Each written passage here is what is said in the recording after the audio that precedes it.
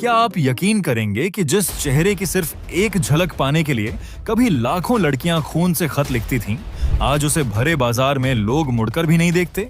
कैसे उस सितारे के एक गलत फैसले ने शाहरुख खान को बॉलीवुड का बादशाह बना दिया और कैसे उस सुपरस्टार को अपनी शोहरत गंवाकर, अपनी पहचान छिपाकर ऑस्ट्रेलिया के एक रेस्टोरेंट में झूठे बर्तन धोने पड़े।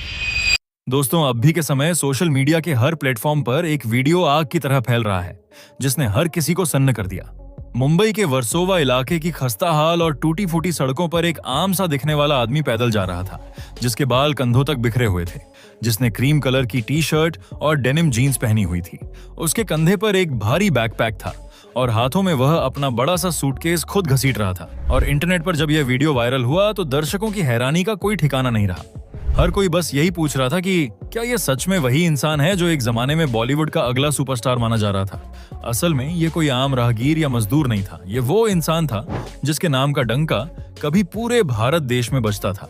धीरे धीरे से मेरी जिंदगी में आना, जिसके एक खास हेयर स्टाइल को पूरे भारत के युवाओं ने पागलों की तरह कॉपी किया था। मैं दुनिया भुला दूंगा। यह कहानी है बॉलीवुड के असली और सबसे पहले ओवरनाइट सुपरस्टार राहुल रॉय की, जिनके पतन और गुमनामी की दास्तान किसी थ्रिलर फिल्म से कम नहीं है। बॉलीवुड में आमतौर पर यह देखा जाता है कि कोई भी सितारा सालों तक स्टूडियोज के धक्के खाने, सैकड़ों रिजेक्शन झेलने, कड़े ऑडिशन देने और जूतियां घिसने के बाद ही पर्दे पर नजर आता है। लेकिन राहुल रॉय के साथ ऐसा कुछ भी नहीं हुआ था। सफलता उनके दरवाजे पर खुद चलकर आई थी और किस्मत ने उन्हें खुद चुना था। समय का पहिया थोड़ा पीछे घुमाते हैं और चलते हैं 9 फरवरी 1968 के उस दिन जब बंबई, जो आज का मुंबई है, में दीपक रॉय और इंदिरा रॉय के घर राहुल का जन्म हुआ था। राहुल का सिनेमा, थिएटर या एक्टिंग की चमक दमक वाली दुनिया से दूर दूर तक कोई नाता नहीं था। उनका सपना फिल्मों में आना बिल्कुल नहीं था, बल्कि वह कॉलेज की पढ़ाई बीच में ही छोड़कर मॉडलिंग की दुनिया में अपना नाम बनाना चाहते थे और रैंप पर चलना चाहते थे। किस्मत का ताना बाना देखिए कि उनकी मां इंदिरा रॉय एक मशहूर मैगजीन के लिए आर्टिकल लिखा करती थीं। एक दिन इंदिरा रॉय ने एक ऐसा दमदार लेख लिखा जो उस दौर में काफी वायरल हुआ और लोगों के बीच चर्चा का विषय बन गया। इस लेख को बॉलीवुड के बहुत मशहूर, बेबाक और दिग्गज फिल्म निर्माता महेश भट्ट ने पढ़ा। भट्ट साहब इस लेख की गहराई से इतने ज्यादा प्रभावित हुए कि उन्होंने तुरंत उस लेखिका से व्यक्तिगत रूप से मिलने का फैसला कर लिया। इंदिरा रॉय और महेश भट्ट के बीच ये औपचारिक मुलाकात मुश्किल से 20 मिनट ही चली होगी। ड्राइंग रूम में दोनों बैठे थे, तभी उनकी नजर राहुल रॉय की फोटो पर गई जो दीवार पर टंगी हुई थी। महेश भट्ट ने पूछ लिया कि ये कौन है। तब इंदिरा ने बताया कि वह उनके बेटे हैं। महेश भट्ट को राहुल इतने पसंद आए कि उन्होंने उनको लॉन्च करने का मन बना लिया। इंदिरा से पूछा कि राहुल क्या करते हैं, तो उन्होंने बताया कि वह मॉडलिंग करते हैं। इतना सुनते ही वह बोल पड़े कि इन्हें वह जल्द ही फिल्मों में लाएंगे। भट्ट साहब ने बिना कोई समय गंवाए उसी वक्त राहुल को अपने घर बुला लिया। राहुल और महेश भट्ट की वह ऐतिहासिक मुलाकात सिर्फ 4 से 5 मिनट की ही रही होगी। उस चंद मिनटों की छोटी सी बातचीत में महेश भट्ट ने एक दीवानगी भरी प्रेम कहानी का पूरा खाका राहुल को सुनाया। राहुल, जिन्हें फिल्मों में एक्टिंग करने में कोई खास दिलचस्पी नहीं थी, उन्होंने केवल अपनी मां के कहने पर बिना कुछ ज्यादा सोचे समझे उस फिल्म के लिए हाँ कर दी। न कोई एक्टिंग की क्लास ली गई, न कोई कड़ा ऑडिशन हुआ और न ही वर्षों का कोई कड़ा स्ट्रगल किया गया। साल 1990 का वह दौर था जब बॉलीवुड में सिर्फ एक्शन और मारधाड़ वाली फिल्मों का ही बोलबाला था। ऐसे में देश भर के सिनेमाघरों में एक ऐसी फिल्म रिलीज हुई जिसने भारतीय बॉक्स ऑफिस की पूरी व्याकरण और गणित ही बदल कर रख दी। महेश भट्ट के शानदार निर्देशन में बनी इस रोमांटिक फिल्म का नाम था आशिकी। राहुल रॉय और अनु अग्रवाल जैसे दो बिल्कुल अनजान और फ्रेश चेहरों को लेकर बनी इस फिल्म ने देश में ऐसा बवंडर ला दिया जिसमें सब कुछ उड़ गया। नदीम श्रवण के जादुई संगीत से सजे फिल्म के गानों धीरे धीरे से मेरी जिंदगी में आना, सांसों की जरूरत है जैसे ने हर गली, हर चौराहे, हर घर और हर प्रेमी के दिल में तहलका मचा दिया। ऑडियो कैसेट खरीदने के लिए म्यूजिक दुकानों के बाहर मीलों लंबी लाइनें लगने लगी, जो उस दौर में एक अजूबा था। आशिकी का सुरूर और जादू लोगों के सिर चढ़कर कुछ ऐसा बोला कि यह फिल्म लगातार 6 महीनों तक हाउसफुल बोर्ड के साथ थिएटर्स में शान से लगी रही। इस एक अकेली फिल्म ने राहुल रॉय को रातों रात देश का सबसे बड़ा सुपरस्टार और युवाओं की धड़कन बना दिया। शोहरत का आलम यह था कि राहुल अपने ही घर से बाहर नहीं निकल पाते थे। उनके घर के बाहर उनके फैंस की वजह से भारी ट्रैफिक जाम लग जाता था। लड़कियां उनकी सिर्फ एक झलक पाने के लिए उनके घर के बाहर दिन रात डेरा डाले रहती थीं और भीड़ को काबू करने के लिए पुलिस को लाठीचार्ज तक करना पड़ता था।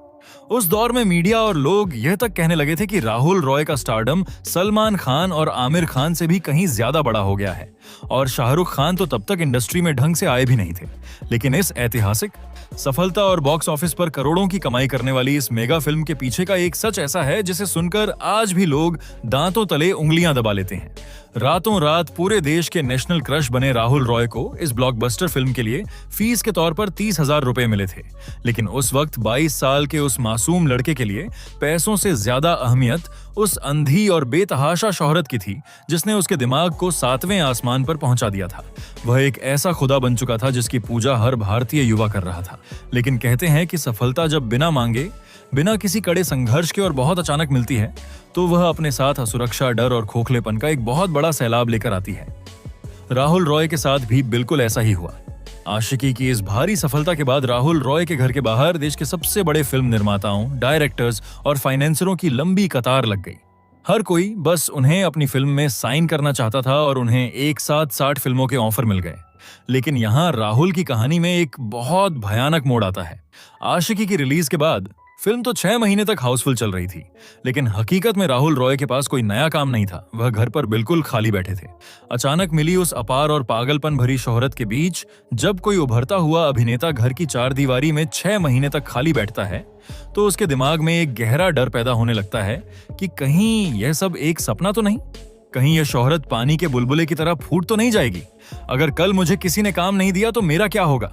इसी खालीपन की भयंकर घबराहट और इंडस्ट्री से पूरी तरह गायब हो जाने के खौफ ने राहुल से एक ऐसा आत्मघाती और विनाशकारी फैसला करवाया जिसने उनके उभरते हुए करियर की नींव में ही बारूद बिछा दिया। डर और जल्दबाजी के उस भंवर में फंसकर उन्होंने महज 11 दिनों के अंदर उन 60 में से 47, कुल मिलाकर 49 फिल्में एक साथ साइन कर लीं। यह एक ऐसा पागलपन भरा रिकॉर्ड है जिसे आज तक बॉलीवुड का कोई भी बड़ा सुपरस्टार तोड़ नहीं पाया है।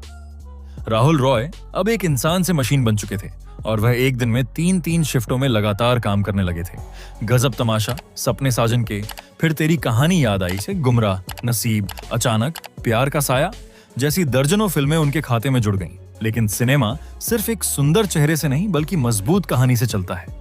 दर्शक जब सिनेमा घर में जाते तो वे हर फिल्म में राहुल रॉय का आशिकी वाला वही जादुई, रोमांटिक और ग्लैमरस अवतार ही देखना चाहते थे। लेकिन बिना सोचे समझे, जल्दबाजी और असुरक्षा में साइन की गई इन दर्जनों फिल्मों की कहानियां बेहद कमजोर थीं। उनके किरदार पूरी तरह दिशाहीन थे। उनका शरीर और दिमाग इस कदर थकने लगा था कि सेट पर राहुल अक्सर बीमार और पस्त रहने लगे। लगातार काम के भयानक बोझ और गिरती सेहत के चलते उन्हें मजबूरन 23 फिल्में बीच में ही छोड़नी पड़ी। इस गैर पेशेवर रवैये से बॉलीवुड के कई बड़े और नामी डायरेक्टर उनसे सख्त नाराज हो गए और पूरी इंडस्ट्री में उनके खिलाफ एक नकारात्मक माहौल बनने लगा। और जो बाकी फिल्में रिलीज हुईं, उनमें से 25 लगातार बॉक्स ऑफिस पर औंधे मुंह गिर गईं। आशिकी का वह सम्मोहक जादू अब दर्शकों के सिर से पूरी तरह उतरने लगा था। वह सुपरस्टार जो कभी आसमान में बेखौफ उड़ रहा था, अब तेजी से जमीन की ओर गिर रहा था और उसका पतन शुरू हो चुका था। राहुल रॉय की जिंदगी में भी एक ऐसा ही ऐतिहासिक पल आया जिसने न सिर्फ उनकी किस्मत लिखी बल्कि पूरे बॉलीवुड के भविष्य की दिशा ही बदल कर रख दी। जब राहुल का करियर लगातार फ्लॉप फिल्मों के भारी बोझ तले दब रहा था, तब बॉलीवुड के सबसे बड़े फिल्म निर्माता निर्देशक यश चोपड़ा अपनी नई फिल्म डर की कास्टिंग कर रहे थे। यश चोपड़ा को इस फिल्म के लिए एक जुनूनी, सनकी और साइकोपैथ प्रेमी की तलाश थी जो नायिका के प्यार में पागलपन की सारी हदें पार कर दे। यश चोपड़ा ने यह खौफनाक और कल्ट किरदार खास राहुल रॉय को ही ध्यान में रखकर लिखा था। उन्होंने राहुल से संपर्क किया और उन्हें यह जबरदस्त रोल ऑफर किया। उस वक्त राहुल रॉय अपने गॉडफादर महेश भट्ट की फिल्म गुमराहत में संजय दत्त और श्रीदेवी के साथ काम कर रहे थे। राहुल के सामने एक बहुत बड़ी दुविधा और धर्म संकट था। एक तरफ यश चोपड़ा जैसा दिग्गज निर्देशक था और दूसरी तरफ वह महेश भट्ट थे जिन्होंने उन्हें आशिकी देकर जमीन से आसमान तक पहुंचाया था। राहुल ने अपने करियर से ज्यादा अपनी वफादारी और भावनाओं को चुना। उन्होंने महेश भट्ट के प्रति अपनी कृतज्ञता दिखाते हुए यश चोपड़ा की इस संभावित ब्लॉकबस्टर फिल्म को बेहद नम्रता से ठुकरा दिया। यह एक ना राहुल के करियर की सबसे बड़ी और ऐतिहासिक गलती साबित हुई। ये वही रोल था जिसे बाद में एक बिल्कुल नए लड़के शाहरुख खान ने निभाया। शाहरुख ने I love you, किरण बोलकर पर्दे पर जो खौफ और जुनून पैदा किया, उसने उन्हें रातों रात बॉलीवुड का नया बादशाह बना दिया। जिस सिंहासन पर राहुल को बैठना था, उस पर शाहरुख खान का राज हो गया। एक गलत फैसले ने एक का करियर हमेशा के लिए तबाह कर दिया और दूसरे को इंडस्ट्री का भगवान बना दिया। हालांकि इसी दौरान 1992 में आई महेश भट्ट की फिल्म जुनून ने राहुल को कुछ फौरी राहत जरूर दी, जिसमें राहुल को इंसान से बाघ बनते हुए दिखाया गया था। 1993 में आई फिर तेरी कहानी याद आई में भी उनके काम को सराहा गया। लेकिन लगातार फ्लॉप फिल्मों के गहरे दाग को ये कुछ गिनी चुनी फिल्में बिल्कुल धो नहीं सकी। जब किसी सितारे का करियर ढलान पर होता है तो उसका निजी जीवन सबसे ज्यादा असुरक्षित और चर्चा का विषय हो जाता है। 90 के दशक की पत्रिकाओं और गॉसिप कॉलम में राहुल रॉय के अफेयर्स की खबरें आग की तरह फैलती थीं। उनकी लव लाइफ किसी फिल्म की नाटकीय स्क्रिप्ट से कम नहीं थी। जानम और जुनून के सेट पर उनकी नजदीकियां अपने ही गॉडफादर की बेटी पूजा भट्ट से बढ़ने लगीं। दोनों अक्सर शूटिंग के बाद साथ समय बिताते थे और उनके अफेयर के चर्चे हर मैगजीन के कवर पेज पर थे।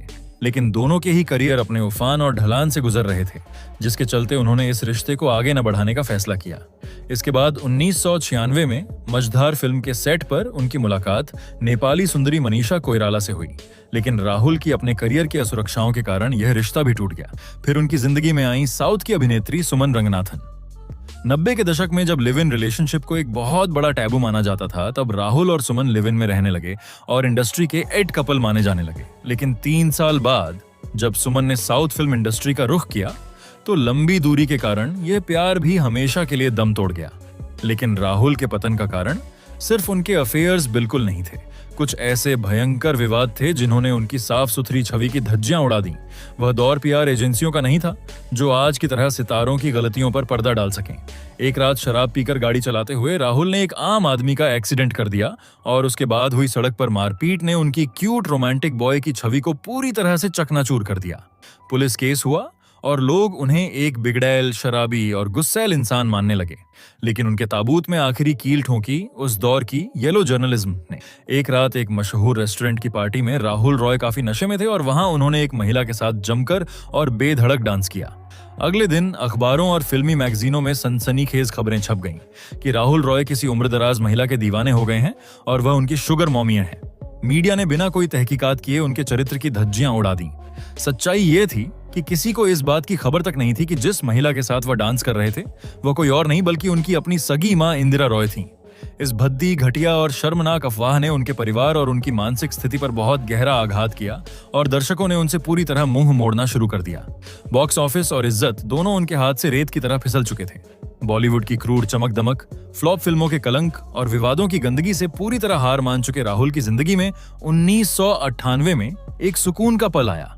एक पार्टी के दौरान उनकी मुलाकात खूबसूरत मॉडल राजलक्ष्मी खानविलकर से हुई। राजलक्ष्मी इससे पहले समीर सोनी से शादी करके महज 6 महीने में तलाक ले चुकी थीं। दोनों टूटे हुए दिलों ने एक दूसरे में सहारा ढूंढा और सन 2000 में राहुल ने राजलक्ष्मी से शादी कर ली। फिल्में लगातार फ्लॉप हो रही थीं। नए निर्देशकों ने उनके फोन उठाने बंद कर दिए थे। इसलिए राहुल ने अपनी जिंदगी का सबसे दर्दनाक और कड़वा फैसला लिया। उन्होंने अपनी सारी शोहरत बॉलीवुड और मुंबई की उन गलियों को छोड़ दिया जहां कभी उनके नाम के नारे लगते थे और अपनी पत्नी के साथ हमेशा के लिए ऑस्ट्रेलिया शिफ्ट हो गए। जो इंसान कभी लाखों दिलों की धड़कन था, उसे ऑस्ट्रेलिया में अपनी पहचान छिपानी पड़ी। वहां जब कोई भारतीय प्रवासी उन्हें पहचान लेता और पूछता कि आप आजकल क्या कर रहे हैं, तो उनके पास कोई जवाब नहीं होता था। उनके अंदर का खालीपन उन्हें खाए जा रहा था। पेट पालने, सरवाइव करने और अपनी पत्नी के साथ विदेशी सरजमीन पर गुजारा करने के लिए राहुल रॉय को ऑस्ट्रेलिया के एक रेस्टोरेंट के किचन में झूठे बर्तन तक धोने पड़े। एक एक्सक्लूसिव इंटरव्यू में उन्होंने खुद कबूला कि जो हाथ कभी खून से सने खतों का जवाब देते थे, जो हाथ कभी ऑटोग्राफ देते देते थक जाते थे, वे हाथ अब ठंडे पानी में बर्तन रगड़ रहे थे। ये उस सुपरस्टार का हश्र था जिसकी फिल्म ने कभी पूरे देश को बॉक्स ऑफिस पर लाइन में लगने पर मजबूर कर दिया था। 14 साल तक गुमनामी का यह लंबा और दर्दनाक वनवास चला, लेकिन किस्मत को उनका सुकून यहां भी मंजूर नहीं था। आपसी मतभेदों के चलते 2014 में उनकी पत्नी राजलक्ष्मी ने भी उन्हें छोड़ दिया और दोनों का तलाक हो गया। 46 साल की उम्र में राहुल रॉय एक बार फिर वहीं खड़े थे जहां से उन्होंने शुरुआत की थी, बिल्कुल अकेले और खाली हाथ। राहुल ने अपनी किस्मत को एक आखिरी बार आजमाने की कोशिश की थी। साल 2006 में वे बिग बॉस के पहले सीजन में गए थे और उस घर में उनकी शांत छवि ने दर्शकों का दिल जीत लिया था। लोगों ने उन्हें भारी वोटों से जिताकर बिग बॉस 1 का पहला विजेता बना दिया था। राहुल को लगा कि अब बॉलीवुड के दरवाजे उनके लिए फिर से खुल जाएंगे, लेकिन बिग बॉस जीतने के बाद भी किसी ए लिस्टर डायरेक्टर ने उन्हें अपनी फिल्म में साइन नहीं किया। रोजी रोटी चलाने और कैमरे के सामने खड़े रहने की भूख मिटाने के लिए राहुल को भोजपुरी फिल्मों का सहारा लेना पड़ा। हालात इतने बदतर हो गए कि उन्होंने Bipasha the black beauty, crime partner जैसी सी ग्रेड और डी ग्रेड फिल्मों में काम किया, जिनके नाम सुनकर भी एक सुपरस्टार को शर्म आ जाए। 2011 में उन्होंने अपनी सारी जमा पूंजी दांव पर लगाकर ऐलान नाम की एक फिल्म बनाई, लेकिन यह फिल्म भी बुरी तरह डूब गई और वह सड़क पर आ गए। जिंदगी ने अभी राहुल रॉय का सबसे क्रूर और कड़ा इम्तिहान लेना बाकी रखा था। साल 2020 में पूरी दुनिया कोरोना से कांप रही थी और राहुल करगिल की -15 डिग्री तापमान वाली जानलेवा ठंड में अपनी नई फिल्म LAC की शूटिंग कर रहे थे। इसी शूटिंग के दौरान उन्हें एक बेहद गंभीर और जानलेवा ब्रेन स्ट्रोक आया। उन्हें तुरंत एयरलिफ्ट करके मुंबई लाया गया और ICU में भर्ती कराया गया। स्ट्रोक इतना भयानक था कि उन्हें अफेसिया नाम की बीमारी हो गई, जिसमें इंसान के बोलने और समझने की ताकत छिन जाती है। जरा कल्पना कीजिए, जो अभिनेता कभी पर्दे पर गानों पर होठ हिलाकर लाखों लोगों को दीवाना बनाता था, आज उसके मुंह से एक स्पष्ट शब्द नहीं निकल पा रहा था। इस मुश्किल घड़ी में बॉलीवुड का सबसे क्रूर, घिनौना और स्वार्थी चेहरा बेनकाब हुआ। जिन महेश भट्ट को राहुल अपना गॉडफादर मानते थे, जिनके लिए उन्होंने डर फिल्म तक ठुकरा दी थी, उस भट्ट परिवार और पूजा भट्ट ने राहुल को अस्पताल में हालचाल पूछने के लिए एक फोन तक नहीं किया। करिश्मा कपूर, मनीषा कोइराला और रवीना टंडन जैसी उन सभी बड़ी हीरोइनों ने भी पूरी तरह से मुंह फेर लिया, जिनके साथ राहुल ने कभी पर्दे पर रोमांस किया था। राहुल के पास अपने इलाज तक के पैसे नहीं बचे थे और अस्पताल का लाखों का बिल बन चुका था। ऐसे में जब उनके अपने गॉडफादरों ने साथ छोड़ दिया, तब इंडस्ट्री का एक ऐसा सुपरस्टार उनके लिए फरिश्ता बनकर सामने आया, जिससे राहुल की कोई गहरी दोस्ती भी नहीं थी। वह नाम था सलमान खान। सलमान खान ने चुपचाप राहुल रॉय के अस्पताल का सारा बकाया बिल, जो 2 लाख रुपए से भी अधिक था, अपनी जेब से भर दिया। जब दुनिया उनके पतन का तमाशा देख रही थी, तब सलमान ने उन्हें सड़क पर आने से बचा लिया। इस घने अंधेरे समय में राहुल की गोद ली हुई मुंहबोली बहन प्रियंका रॉय, हरिमा, उनके लिए ढाल बनकर खड़ी रहीं। एक पूर्व मॉडल से साध्वी बन चुकी प्रियंका ने राहुल के दोबारा चलने फिरने और बोलने तक की पूरी जिम्मेदारी उठाई। आज जब वह मुंबई के वर्सोवा इलाके की खस्ताहाल सड़कों पर अपना भारी सूटकेस खुद घसीटते हुए कैमरे में कैद होते हैं, तो यह केवल एक वायरल वीडियो नहीं है। ये उस क्रूर सत्य का जीता जागता प्रतिबिंब है, जो बताता है कि सिनेमा की दुनिया अंदर से कितनी बेरहम, सर्द और मतलबी हो सकती है।